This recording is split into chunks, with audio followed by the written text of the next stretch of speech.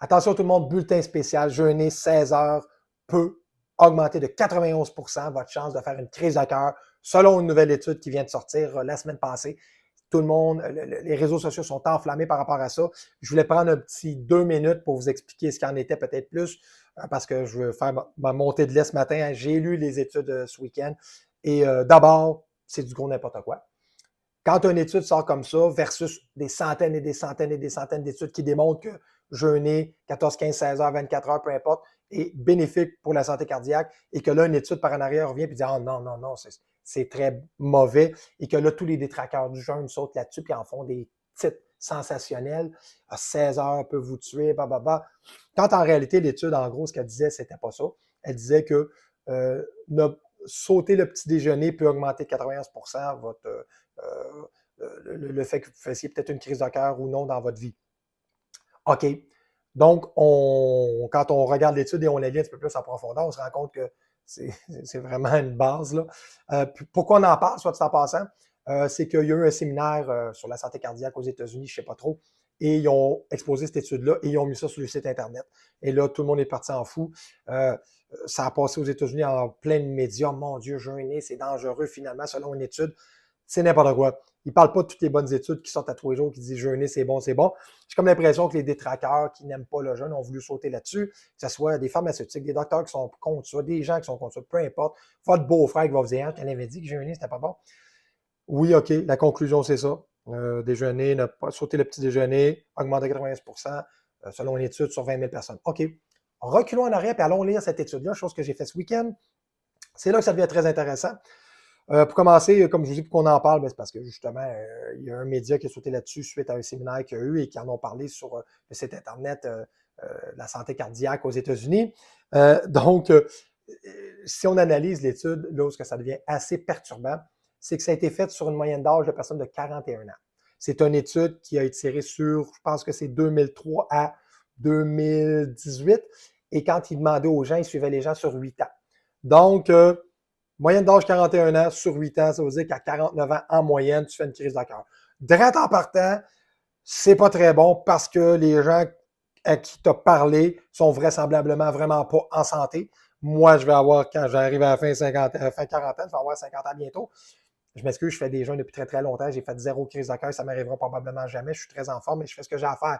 Donc, direct en partant, le bassin de population dans lequel on pigeait, je ne sais pas c'est où, mais c'était vraiment pas très en forme parce que faire une crise à 49 ans, il y a un problème. Ça ne marche pas.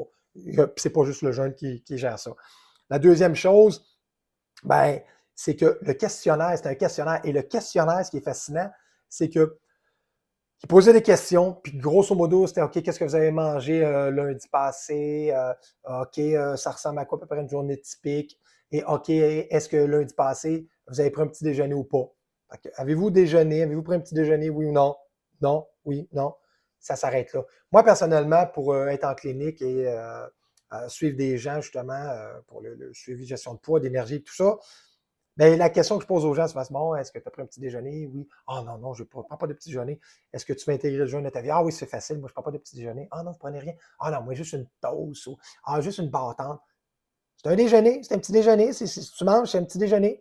Mais les gens, des fois, ont une conception que le petit déjeuner, là, le matin en se levant, le déjeuner, quand je dis que j'en ai pris un, c'est les œufs, bacon. Je suis allé au restaurant, j'ai fait une grosse affaire de fin de semaine, un brunch. Les gens pensent que c'est ça, un petit déjeuner. Non, non, non. Dès que tu manges quelque chose, tu le manges. Puis c'était pas spécifié dans le questionnaire. Donc, les gens, est-ce que vous avez pris un petit déjeuner, oui ou non? Non. C'est, non, mais c'est pas spécifié si en embarquant dans votre auto, une demi-heure après, vous avez pris une bâtante. Ils ne parlent pas de ça. Il n'y a rien de ça qui se parlait. Donc, il y a une lacune là-dessus, grotesque à mon sens, là. Je veux dire, on se lève à 7 heures le matin, avez-vous pris un petit déjeuner? Non, non, non, non. Moi, je cours, les enfants, métro, boulot, dodo, pop, pop, pop. À 8 heures, je saute dans mon auto, je me claque un muffin vite, vite, je m'en vais au bureau, puis bon, la journée commence. Vous n'avez pas pris de petit déjeuner? Mais non, j'ai pas eu le temps. Donc, vous voyez, fait que ça, c'est super important. Ça, c'est un des points super importants.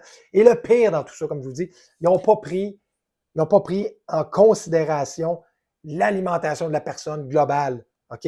Mais là où est-ce que ça devient vraiment encore plus absurde, il y a un disclaimer à la fin de la recherche qui dit que nous n'avons pas pris en considération l'alimentation globale des gens. C'est une corrélation que nous faisons sur notre analyse sur les 20 000 personnes que nous avons pris.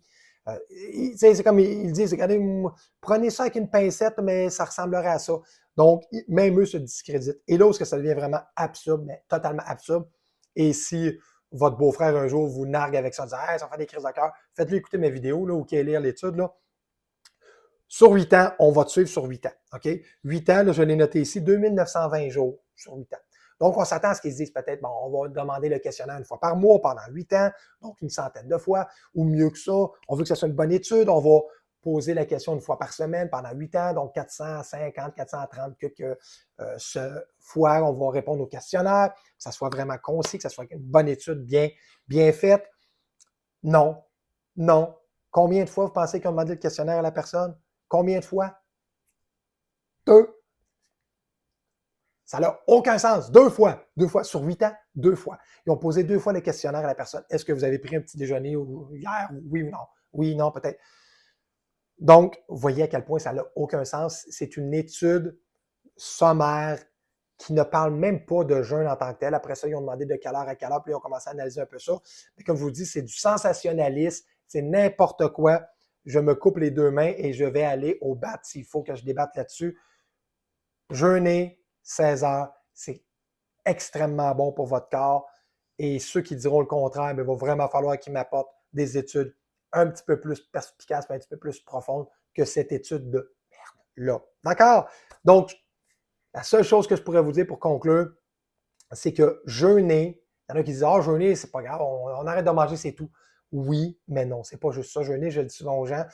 Les gens comme moi sont là, j'ai des formations en ligne, Bye sur Poids par le jeûne, une formation complète sur le jeûne, pour que les gens puissent comprendre et savoir quoi faire, quoi pas faire. On s'entraîne, on jeûne, nos hormones, on mange quoi.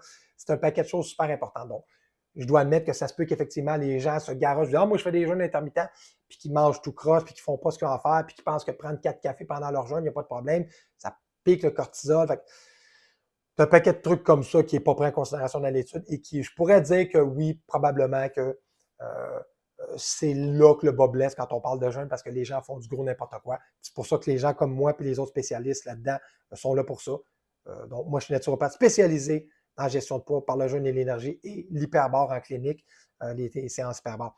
Donc, je ne suis pas un petit coup de monsieur, madame, tout le monde à gauche, à droite qui, du jour au lendemain, devient coach de jeûne puis qui n'a aucune étude. Donc, à partir de là, c'est ça. Fait faites attention à vos sources et je vous le dis, continuez à jeûner. Sur ce, ma montée de lait est terminée. Je vous remercie d'avoir pris le temps d'écouter ma capsule et je vous dis à la prochaine et d'ici là, gardez la forme. Salut tout le monde!